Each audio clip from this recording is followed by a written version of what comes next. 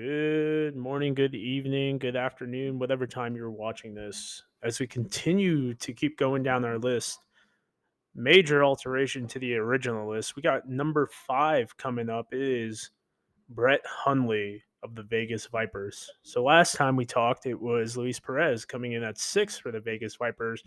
Now I got Brett Hundley coming in. Now, if you don't know who Brett Hundley is, he's actually been around the league for a decent amount of time. Coming out of UCLA as a fifth round pick in 2015. He's actually the starter prior to Josh Rosen, who I made a video about. That should definitely be coming to the USFL or XFL. But spent some time at UCLA, started 3 seasons, 40 games there, threw 1,200 passes there, almost 10,000 yards, 75 touchdowns, through the air, 30 on the ground. So he comes to the NFL in 2015 with a decent amount of experience, but kind of landed in Green Bay in a pretty decent position, going there with Aaron Rodgers and Scott Tolzien in 2015. Anyone doesn't know who Scott Tolzien is, he's a former Birmingham Iron legend. So he was a third string there in 2015 for a little bit. After a decent preseason, they originally got rid of Tolzien, started in 20, excuse me, Tolzien went to the Colts, started in 2017 before Jacoby Brissett came along and put together a pretty decent season for the Colts. And then you have Hundley, who played as a backup in 2016, and then 2017 is when he really got the start. He started 9 games for the Packers there. That was Aaron Rodgers' injury, where Rodgers came back limping and threw 316 passes there, 9 touchdowns through the air, 12 interceptions, and then added 2 touchdowns and 270 yards on the ground. So Hundley's got a decent amount of athleticism to it. 2018 went to the Seahawks, backed up Russell Wilson. It was him, Wilson, Austin Davis, who's now a coach, and then didn't really do anything until 2019, where that was his last NFL playing experience. So in 2019, comes in, throws 10 passes, couple rushing attempts, still not really doing much for the Cardinals. Had another season 2020, but by that time Chris Streveler was with the team and kind of lost that position to Streveler. As you know, in 2020 they had a little bit of issues with Kyler getting hurt. So Streveler actually took the helm for for the Cardinals, throwing a touchdown, a couple dynamic rushing plays, doing his best impression of his days in Winnipeg. 2021 comes around. Hundley's kind of on the cusp, joins the Colts late, gets cut to the practice squad, cut, active roster, and then is once again not offered a futures contract in 2022. Comes in with the Ravens, gets cut in August, gets signed by the Saints to their practice squad, gets cut around like November, I believe, and then joins the Ravens again for their little playoff push because Anthony Brown obviously was up. It was their first string, was activated, but then you also had injuries to Tyler Huntley and Lamar Jackson. So Huntley was kind of there like, oh God, what are we doing? So Huntley comes to the XFL. He got signed in late January after the release of Brian Scott. Now, there have been much speculation, his agents, his people talking to Hundley, trying to get him to come to the XFL, but obviously the guy makes around 300K being on an NFL practice squad and still stays in that loop.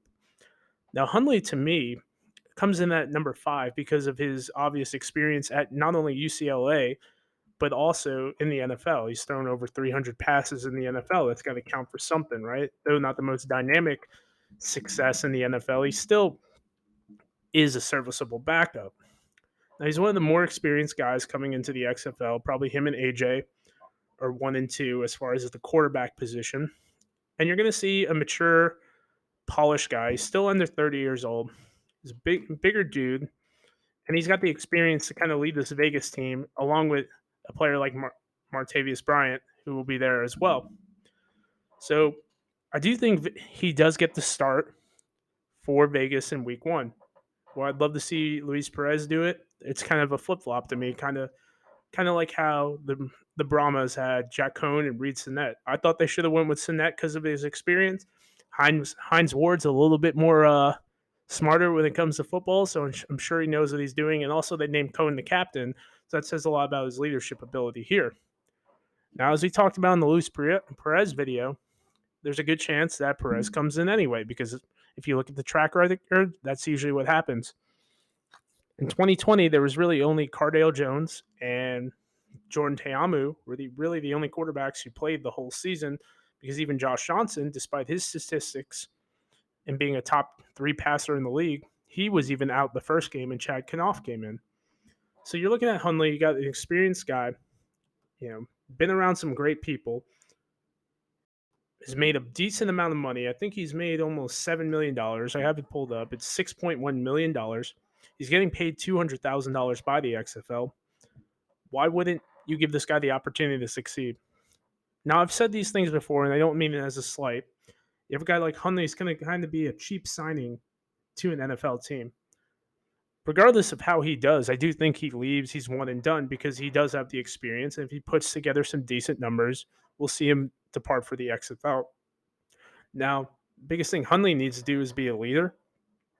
And while his football play will be instrumental, there are plenty of teams that once you get into that November, December timeframe, that are like, we need a quarterback for their NFL roster. So Hundley could be part of that solution, especially for a team he's been with before, like the Colts, the Saints, the Ravens, maybe even the Packers, because Aaron Rodgers knows him. If Aaron stays or wherever Aaron Rodgers goes, he might a couple quarterback injuries here or there. You could be like, hey, Brett's a good guy, bring him in, because it's all about connections, not only in life but in football. So moving forward with Brett at number 5, I'm very curious to see how he plays. This is his first extended play since 2017, and I'm hoping that he does well. Now we're going a little bit off legacy, and that's why he's at number 5. But regardless, you have a good NFL quarterback coming into the XFL. He's done pretty decent in preseason. There's no reason why he can't continue to succeed, and eventually we'll see him in the NFL pretty soon, for his sake, hopefully.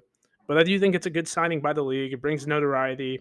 You're going to have some guys who were fans of the Packers that fell in love with this kid that probably like him a little bit more than Jordan Love. Vegas is kind of a hodgepodge of people. You're going to get some college football diehards tuning in because now they're going to see Brett Hundley and AJ McCarron. So we'll see what happens next. Once again, Brett Hundley at number 5. Thank you, guys. Bye.